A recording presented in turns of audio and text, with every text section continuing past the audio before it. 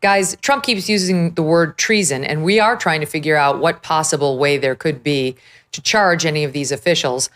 I don't think treason is going to work just based on, like I said earlier, my instincts, because it doesn't, that's a tough one.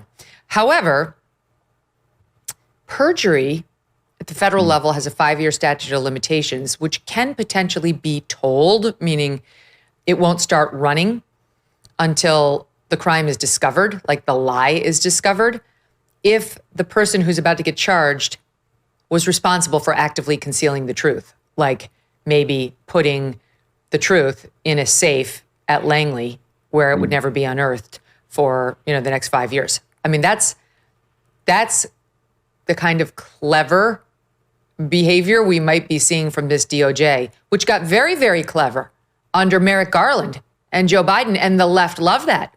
So let's see if they use their same creativity now to find ways to extend the statute of limitations for lying under oath for people like John Brennan and Jim Comey. That would be really interesting. And I don't think Barack Obama is going to get pulled into this very easily, given the fact that, thanks to Trump, it's clear he has immunity for his official acts while president. But that doesn't mean he can't be called as a witness.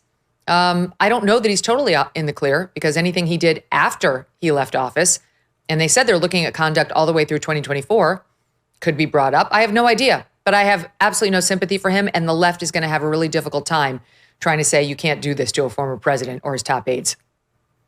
I think that's to me the central issue in all of this insanity, all of these horrific things. Is this is a tragedy. This was a group of individuals, powerful individuals, who decided that they were willing, for their own egos and resentments, to divide this entire country, because half of this country has. They still believe it. They still believe it. They were basically given brain damage, and now believe that President Trump is a Russian asset. They were told that there's Russians hiding in every corner. They could take over this country at any moment. Every election we have, you can't believe the results if it doesn't go the way that you want. And you know what? President Trump is trying to kill every single American in this country. COVID came over here because he's a Putin stooge. Yeah. There are people in this country that damaged, and it was done by a group of powerful individuals. And then the media was another cog in their machines. They had a profit motive in getting that done. They wanted to be buddies with the Obama folks always.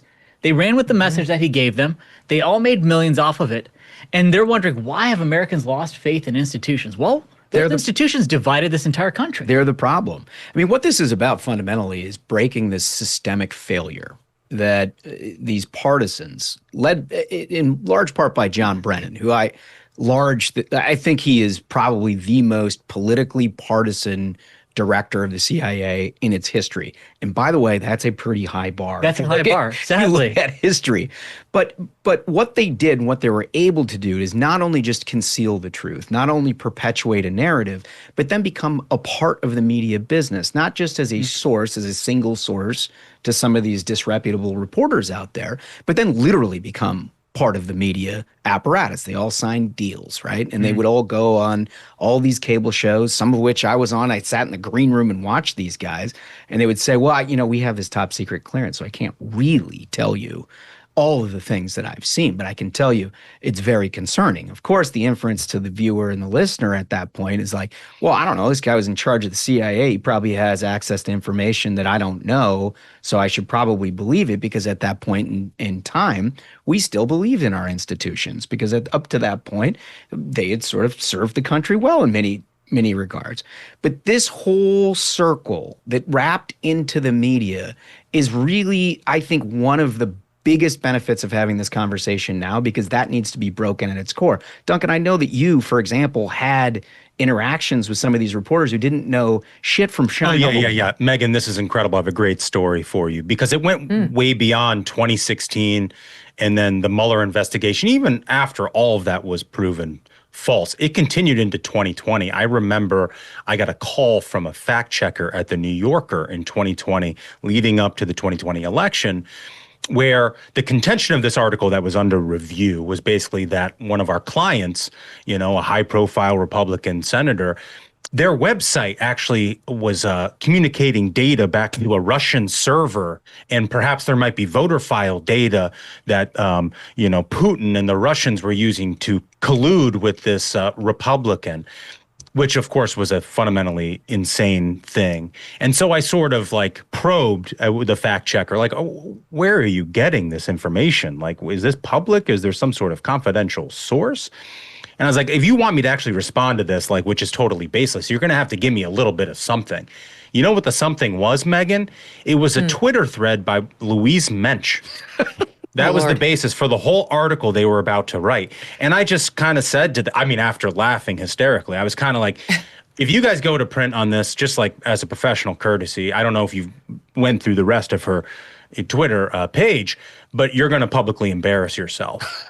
And they eventually spiked the story. But like, I mean, just having a fact checker who would do that, there are many publications who wouldn't, it would be too good to print, right? Because they just wanted the clicks. They didn't care if it was actually true. Here's the other piece of it. You got to keep in mind, you guys know this, the audience knows this too, but it's worthwhile to revisit.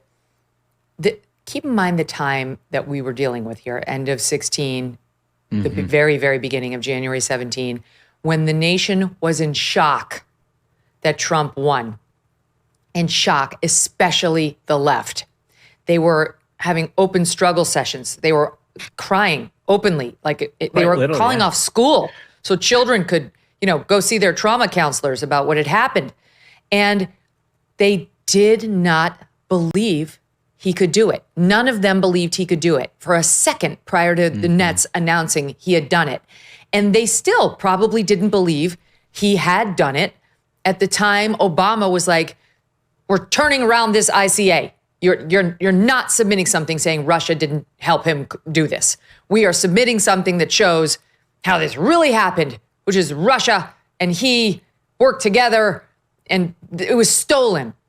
And I had the team pull this. This is, I think this is from End Wokeness on X that put together a good montage. We stole part of it from him. And this is the mentality that was driving the decisions, I maintain, behind the scenes at the White House still in, late December or early December through early January 16 to 17 when Obama did his 180 flipping the intel analysis. Watch. He's not going to be president. Donald Trump is not going to be president of the United States. Take it to the bank. Okay. I guarantee it. All right. I think if he becomes the president, he'll make it great because the states is already great. I think that man will be president of the United States right about the time that spaceships come down filled with dinosaurs and red capes. On that note, Tom, take it from me. How about that? Cheers, Tom. And then, of course, there's Donald Trump. Donald Trump has been saying that he will run for president as a Republican, which is surprising since I just assumed he was running as a joke. Part of your mind or brain, can you imagine Donald Trump standing up one day and delivering a State of the Union address? Well, I can imagine it in a Saturday night skit. I continue to believe Mr. Trump will not be president. And Obama, of course, mocked him openly, saying, he may be this, he may be that. One thing he never will be is president of the United States. That's how they all felt. Yeah. So for them, it was so easy. It was stolen by the Russians. That dirty Trump worked with them. The dirty tricks of Vladimir Putin, who's another boogeyman to them. And that, to me, is so clear when you read these documents like the Brennan. It has the ring of truth, the Steele dossier. It has the ring. What kind of CIA director talks like that? These people are, like I said, they're so egotistical. They're so full of themselves. For so long, they've looked down on the rest of America so blatantly, so openly. Like you saw all the jokes they were making, like Trump supporters, why? They're just a bunch of dumb rednecks. Of course, those people will never win. We're surrounded by Ivy League geniuses, and we're going to give Obama a Netflix deal. These people really thought they were like the cream of the crop, and to be defeated and humiliated and shown that this belief system that they've held so dearly is all just a house of cards and built on lies. It upset them so much, they're not willing to accept defeat. They say, okay, well, let's just cook up a lie because we can't look bad. We're egotistical monsters. Yeah, it's also a perfect vignette in how the left wing is willing to compromise major institutions within this country, the things that sort of make us work. I mean, when I started in politics, both intelligence and law enforcement, it was kind of like a church and state with politics, right? You had them as there were political appointees and whatnot, but you always operated with it offshore because of things like this, right? And there was a bipartisan agreement at one point in time 25 years ago where everybody sort of believed you just can't venture into that territory. You can't allow intelligence agencies to operate like a third world country protecting a dictator to manipulate intelligence against political opponents and things like that. If there's ever any evidence of that, boy, that's an impeachable offense. You know, and that was basically an accepted rule right up until the point where John Brennan leads the CIA.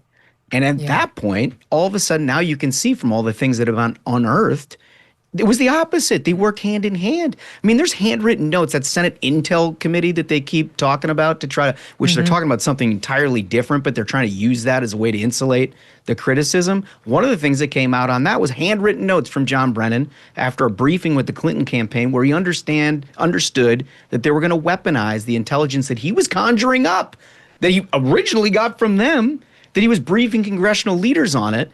And the Clinton campaign was going to actually weaponize it and put it into play in the final weeks of the 2016 campaign. If your intelligence agency is acting as a tool for a political campaign, that is the worst possible thing you can do in this country from a government standpoint, from a trust and institution standpoint. It is the way that you absolutely drag an electorate into a point where they don't trust their country. And that's sadly Holmes, where we find ourselves. Were you with McConnell in 16? So I was outside by then. I'd left in 2014, but I was close enough to all of this. Yeah, I can give you a good vignette on that. We know this from John Brennan's memoir. So this is not in dispute. John Brennan recounted this story himself. He briefed in September of 16, then Senate Majority Leader Mitch McConnell on his claim that Russia sought to quote, enhance the electoral prospects of Donald Trump. And we now know from what's getting released here, Brennan had been told, that's bullshit. That's bullshit. But it has the feel, it has a whiff of being true. Okay, this is based on the Steele dossier. And he said that to McConnell. And according to Brennan, McConnell responded dryly, quote, one might say that the CIA and the Obama administration are making such claims in order to prevent Donald Trump from getting elected president. He knew. I mean, McConnell's been around a long time, and Brennan went to him to try to soft sell it. And McConnell was like, would you stop with this bullshit? And it didn't stop. It went on and on and on. It got worse. Go ahead. It got worse. So we were in charge of electing Senate Republicans at this point. And so all of this information is relevant to us because it's splashed all over the newspapers when McConnell refuses to sign a letter that Brennan wants him to pen that implicates Donald Trump and Russia. Refuses to do it. So all of a sudden, the entirety of the national media is focused on Mitch McConnell protecting Russians, working for Russians, working for Trump. They started calling him Moscow Mitch. Yeah, that scumbag on MSNBC. Got that. Joe Scarborough, who like led every show with Moscow Mitch type stuff. And I was out of government. I didn't have a security clearance, so he couldn't tell me what the conversations were. It didn't stop John Brennan, by the way, from writing exactly what happened in that secure intelligence briefing. By the way, I don't know if you're looking around at charges, maybe that's somewhere to start. But anyway, all of this, we can't formulate the truth because I can't get it from a principal, but you're getting incoming from the outside on all of this. And they then take that and try to weaponize it not only against Donald Trump, but against every single Republican who looked at what we're now all looking at and said, none of this adds up. Since President Trump was sworn in, his administration has made enormous progress at a breakneck pace. But don't forget, while they're moving mountains for the good of the nation, you've got your own personal savings to worry about. And one of the best ways to look after your savings is through diversification, particularly with gold, like from Birch Gold Group. In the past 12 months, the value of gold has increased by 40%. OMG. Central banks continue to bolster demand for gold by buying in record quantities. Global instability and tension is high, and Birch Gold makes owning physical gold extremely easy. Easily convert an existing IRA or 401k into a tax-sheltered IRA in physical gold, or buy some to store in your home safe. Just text MK to the number 989898 and Birch Gold will send you a free info kit on gold. There's no obligation, just useful information. With an A+ rating from the Better Business Bureau and tens of thousands of happy customers, take control of your savings today. Text MK to the number 989898. Thanks so much for watching. If you like what you just saw, hit the subscribe button for more clips and full episodes.